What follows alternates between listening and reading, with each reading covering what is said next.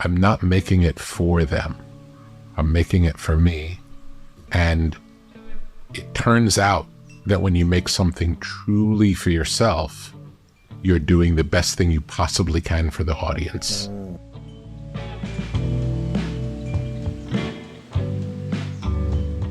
For the past couple of days, I've been thinking a lot about the creative act.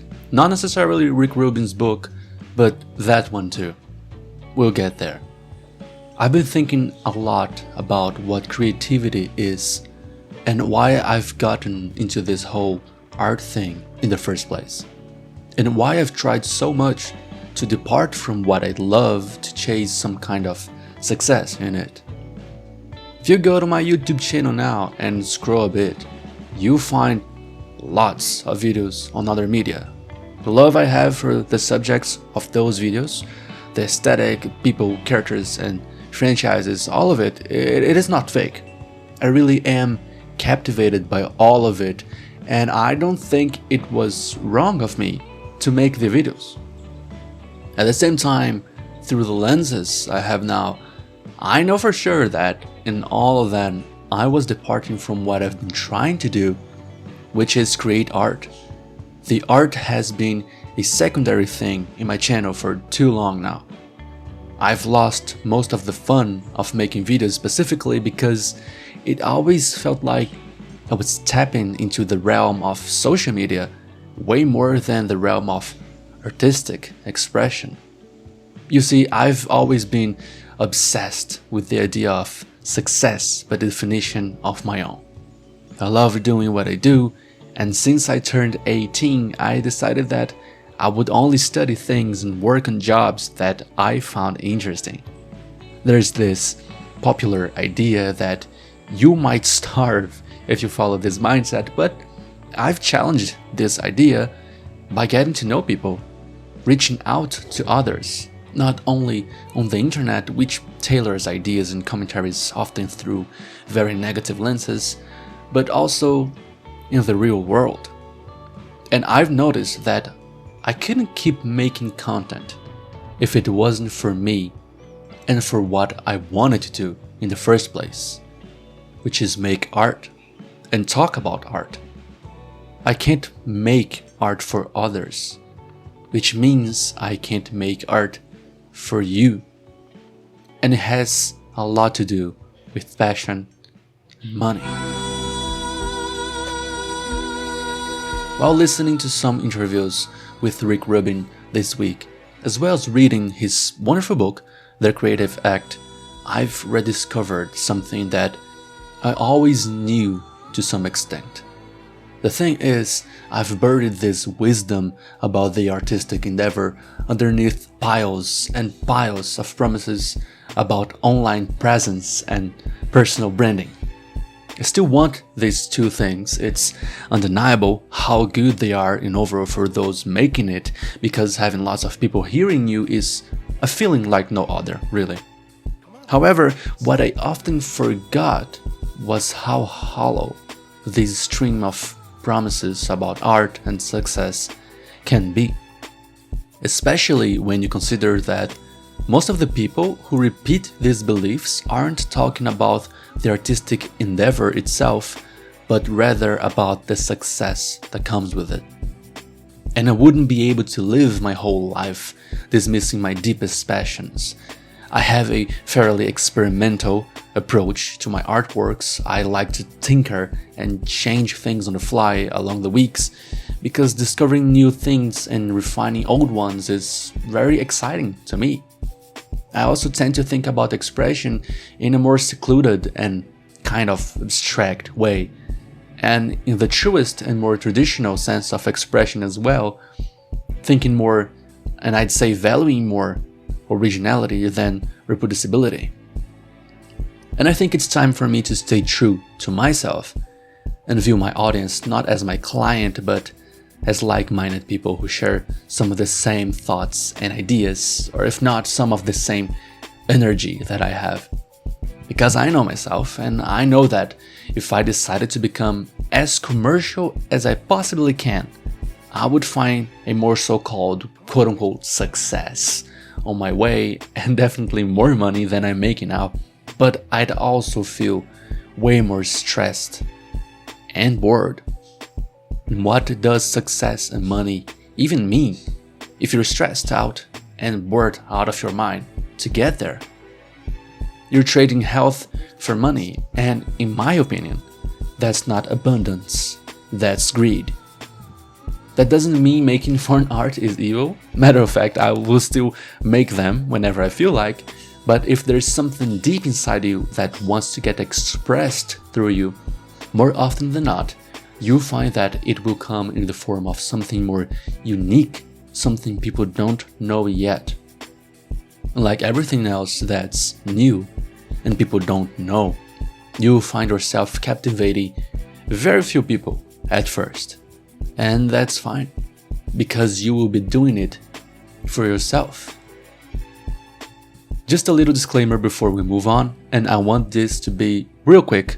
I just want to take a moment to say, if you're enjoying this content and would like to support my work, please consider liking this video and leaving a comment.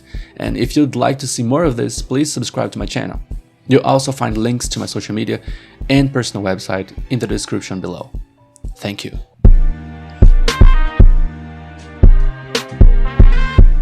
The act of doing art for oneself might sound a little selfish for some. I believe that the idea of posing yourself as the center of it all after you decide that you're going to chase a commercial endeavor with it, or a job in the art field, might feel too delusional for most people, even among the artistic community. But I think that most of us artists decide to pursue jobs or ways to make money in the art field precisely because we like to make art.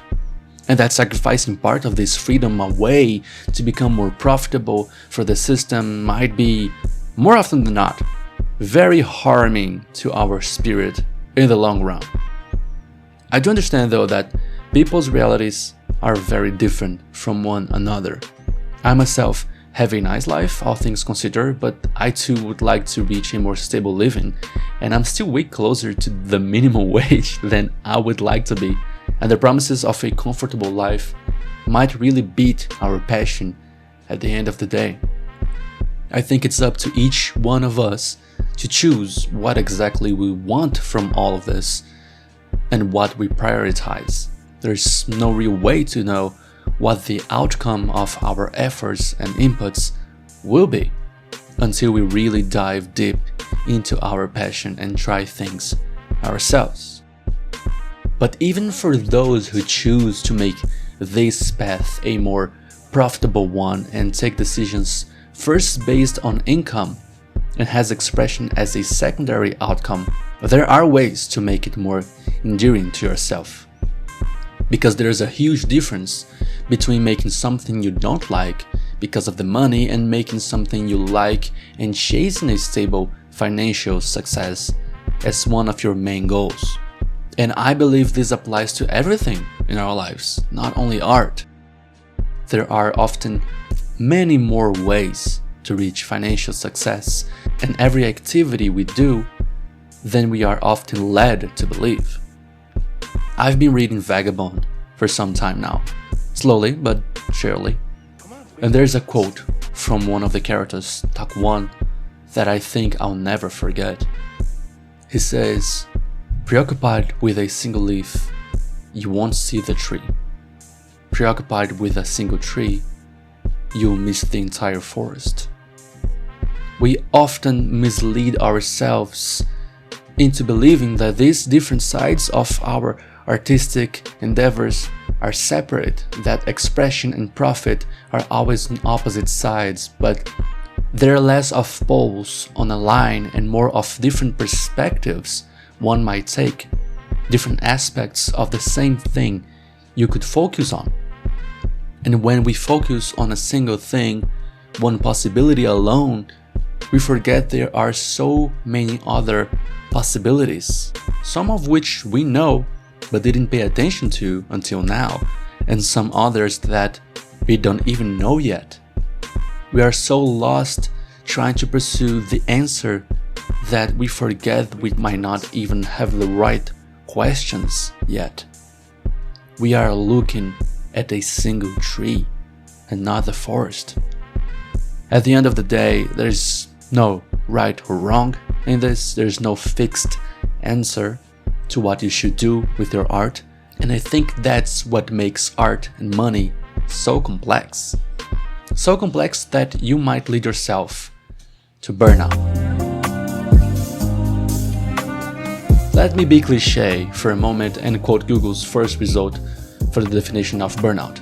A state of emotional, physical, and mental exhaustion resulting from prolonged or excessive stress. It's characterized by feelings of energy depletion, increased mental distance from one's work or activities, and a reduced sense of personal accomplishment.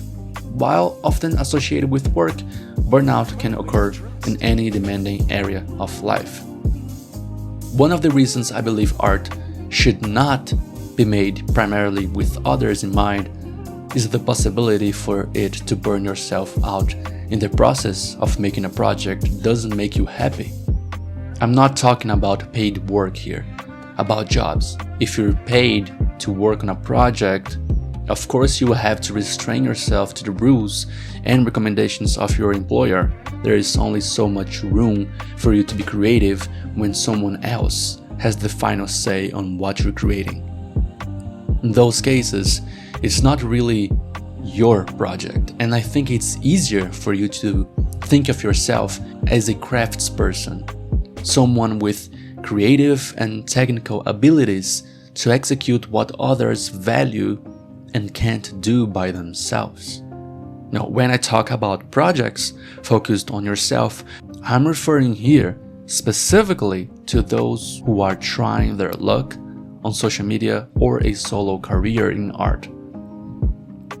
When you are on your own and nobody pays you to do what you do, or when the payment's way less restricted, such as the case of solo musicians or YouTube ad money, the dynamic of it all changes a bit. In these cases, I think it's safe to assume this is just a fraction of your life. You're doing this despite having other responsibilities. Most of us who try this lifestyle have jobs or studies on the side, and making art and content tends to become something secondary. I think the promise of a crazy income from platforms such as YouTube can become too much of a problem when they lead you to get out of your way to chase something you're not excited about. Because this is your free time. You're putting your heart into it. If you're doing this alongside work and studies, it's probably because you dream of becoming an independent artist or a content creator, and you think it would be a more interesting and fulfilling career for you. And if you restrain yourself to do only what you think others would like, you end up contradicting your own goals and bringing the stress of a life you don't want to a thing you pursue because you want a more stress-free life. I think it's our job to be kind to ourselves and to nurture our passion and be open to the possibility that maybe, and just maybe, chasing trends will break you before it breaks the chains that hold you back from the life you want. But what do I know? I'm just an artist who you don't know yet, and I'm pretty sure there's so much more for me to discover about art and life still. Before you go, I just want to tell you that I'd love to hear your thoughts on this, and would really appreciate it if you'd share your perspective in the comments below. So please, be my guest and use the comment section below to share your thoughts on this topic. Without further ado, thanks for watching this video, and may art continue to delight you. Peace.